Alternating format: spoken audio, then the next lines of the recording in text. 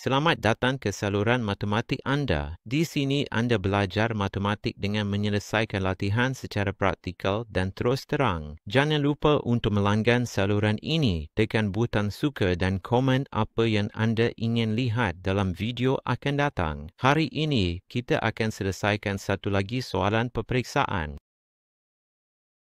Pertama sekali, kita perlu selesaikan kuasa. 4 kuasa 2 sama dengan 16. 16 lebih 5. 3 kuasa 2 sama dengan 9, jadi tolak 9. Apabila melakukan penolakan yang melibatkan pecahan, kita perlu cari KPK di sini. Di sini, seolah-olah ada penyebut di bawah. Bila tiada apa-apa, ia dianggap 1. Jadi, KPK bagi 5 dan 1 ialah 5. 5 dibahagikan dengan 5, 1. 1 kali 16, 16. 5 dibahagikan dengan 1, 5.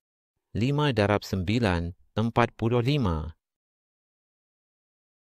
Jadi, ia menjadi 16 tolak 45 bahagi 5.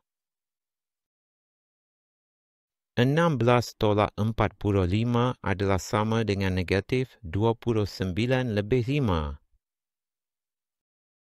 Boleh kita permudahkan? Tidak.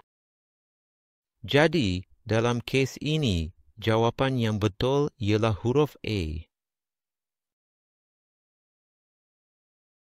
Tolak 29 lebih 5. Cepat dan terus ke poin. Jangan lupa subscribe saluran ini, tekan like dan jumpa lagi di video seterusnya.